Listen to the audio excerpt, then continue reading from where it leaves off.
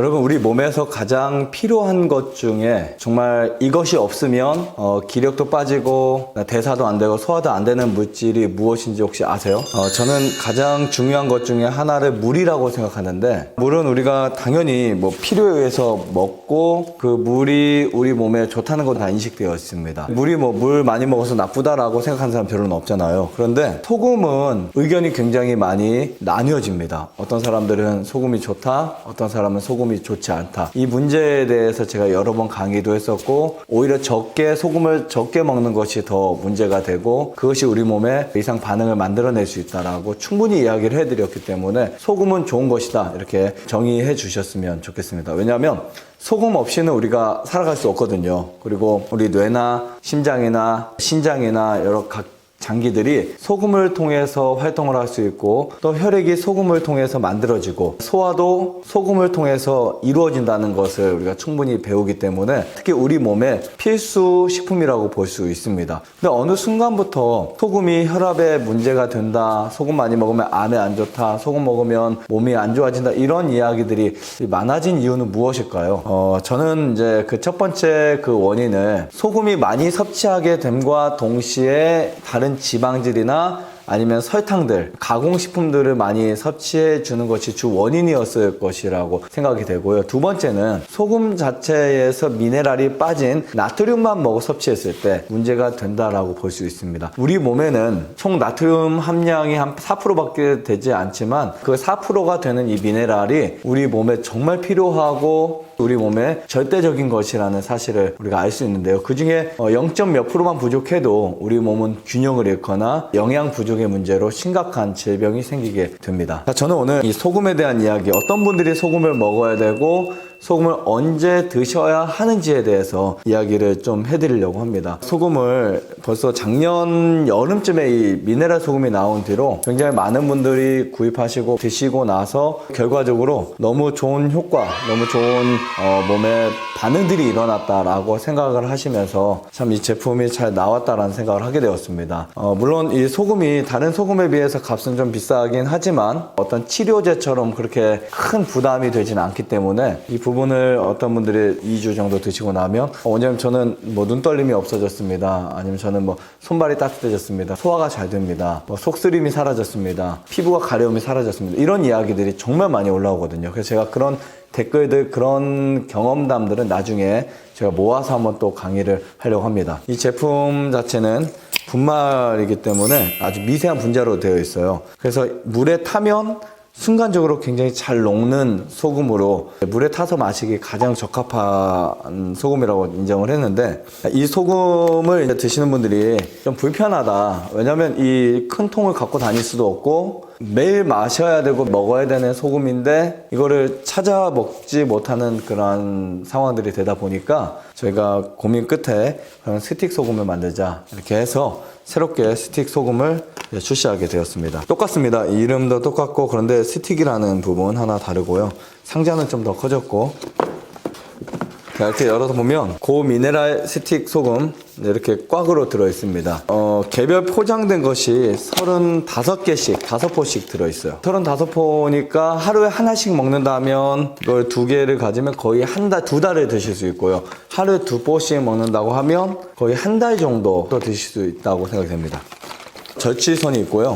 그 미네랄 스푼으로 3g, 1g으로 되어 있잖아요. 그거를 좀 더 편하게 드실 수 있도록 스틱으로 맞춰놨습니다. 3g 정도가 들어있어요. 절취선을 따서 물에다가 넣으면 됩니다. 일반 소금은 반드시 저어줘야 되거든요. 이러한 특별한 공법으로 만들어지지 않는 이상은 이렇게 자체적으로 녹는 게 불가능하다고 봅니다. 왜냐하면 천일염 아무리 희석해도 수없이 저어야 분자가 물에 녹는데, 이건 그냥 크게 희석하지 않아도 약간의 갈아먹는 부분이 있지만 거의 녹아 있어요. 그래서 그냥 한두 번만 해도 마실 수 있는 소금이 돼요. 정말 간편하고 흡수가 잘 될 수 있도록 제작되었고요. 아시겠지만 저희 이 소금은 해양심층수를 분사를 시켜가지고 아주 미세하게 나노화 시켜서 만들어진 소금이라고 보실 수 있습니다. 이렇게 먹으면 뭐 크게 짜지 않습니다. 지금 사실 미네랄이 부족한 시대이기 때문에 저는 미네랄을 충분히 섭취해야 될 것을 장려하고 있는데요. 우리가 정수기물을 마실 수밖에 없다. 그러면 그 정수기물에 미네랄 소금을 타서 먹는 것도 대안은 될 수 있습니다. 하지만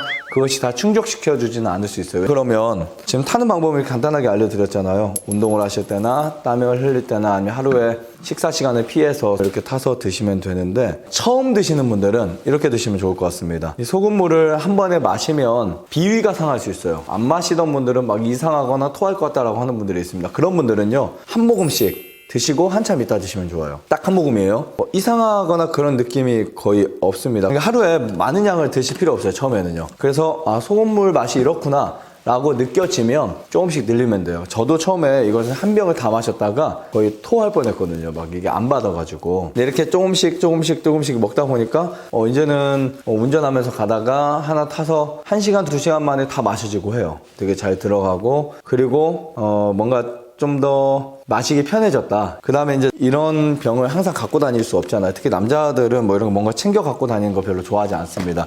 근데 이 소금은 그래도 다행히 이렇게 포로되어 있어서 내가 어디 간다 하면 몇 개를 주머니 속에 넣고 다니면 되거든요. 넣고 다니다가 우리 삼다수나 그런 물 있잖아요. 백산수 이런 물들. 그런 시중에 파는 생수에다가 타서 이렇게 드셔도 괜찮아요. 하루에 하나 내지 2개 정도 드시는 거 추천드립니다. 하루에 소금물을 1병에서 2병. 이 포로 따지면 적어도 1포는 드시는 거 추천드리고요. 좀 더 내가 건강을 신경 쓰거나 혹은 또 뭔가 몸의 이상을 좀 빨리 개선하고 싶다 하면 2포를 드세요. 그러나 이 2포를 드실 때 다른 소금 양을 조금 줄여 드세요. 소금을 과잉 섭취를 하면서 이 소금을 추가로 드시는 것은 추천하지 않고요. 그만큼 소금 양을 줄이고 이 양을 첨가해서 드시면 좋을 것 같다 라고 말씀드리고 싶습니다. 저희 식탁에는 소금이 항상 나옵니다. 그래서 환우분들이 언제나 자유롭게 소금을 드실 수 있도록 제가 제공을 하는데요. 왜 꼭 물에 희석해서 먹어야 되냐라고 질문하신 분들이 있는데, 흡수율이 굉장히 용이합니다. 세포 안에 들어갈 수 있도록 그 역할을 해주기 때문에 식사할 때 이렇게 뿌려서 먹는 것도 괜찮지만 물에 희석해 드시는 것이 훨씬 좋다, 이렇게 말씀을 드리고 싶고요. 그 다음에 이제 이 소금물을 드실 때 아침에 일어나서 이제 양치하거나 가글을 한 다음에 물을 드시면 되는데, 처음에 맹물을 한 잔 드시고 소금을 타놓고 하루 종일 드셔도 상관없습니다. 아무 때나.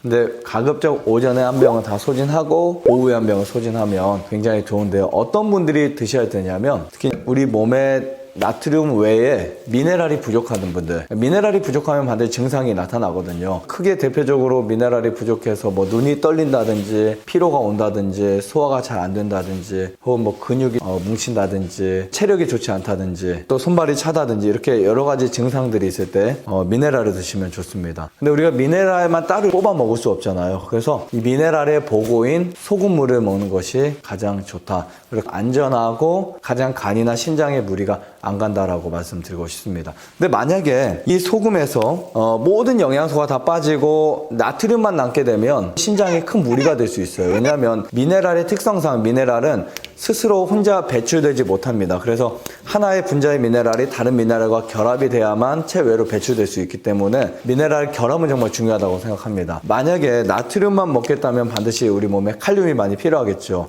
근데 이 소금 같은 경우는 마그네슘이나 칼륨이나 칼슘이나 다른 성분들이 나트륨 자체를 배출시킬 수 있는 능력이 있기 때문에 체내에서 나트륨을 축적할 수 있는 그런 것들이 심하지 않습니다. 그래서 일반 소금에 비해서 좀 더 섭취해 주셔도 전혀 무리가 되지 않는다라고 말씀드리고 싶습니다. 그리고 소금을 그럼 언제 먹어야 되냐면 아침에 드시는 것도 좋고, 식사를 하고 나면 2시간 내지 3시간 정도면 위장에서 음식이 십이지장으로 내려갑니다. 그때 췌장에서 이 산을 알칼리로 바꾸는 그 물질을 만들어내고 그때 필요한 것이 물인데요. 소금물을 같이 마셔주면 산과 알칼리를 교체하는 데 있어서 좋은 타이밍이라고 볼 수 있고요. 그것이 우리 몸속에 들어와서 세균을 억제하고 장내에 좋은 미생물들을 만들어줄 수 있는 시간이 될 수 있습니다. 아니면 식사 직전 30분 전까지 소금물 드시는 거 추천드립니다. 그렇게 드시면 하루에 1병에서 2병은 쉽게 마실 수 있기 때문에 좋고, 특히 우리가 여름철이나 일을 하거나 땀 흘릴 때가 많잖아요. 그때는 반드시 보충을 해 주셔야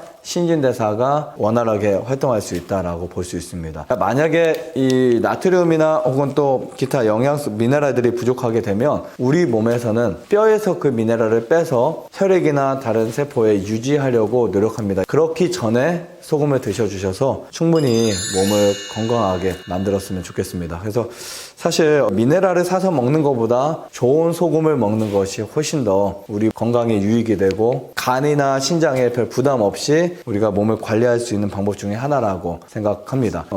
기존 소금을 많이 먹으면서 이것을 많이 먹는다라는 거 외에는 주의할 게 크게 없다고 생각을 하고요. 식사 후에 소금물을 마시지 않는 거 이것만 주의하시면 괜찮을 것 같습니다. 이렇게 좋은 소금을 통해서 여러분들의 몸이 잘 관리되시기를 바라면서 마치겠습니다. 감사합니다. 좋아요, 구독, 안내자전 눌러주세요. 눌러주세요. 눌러주세요.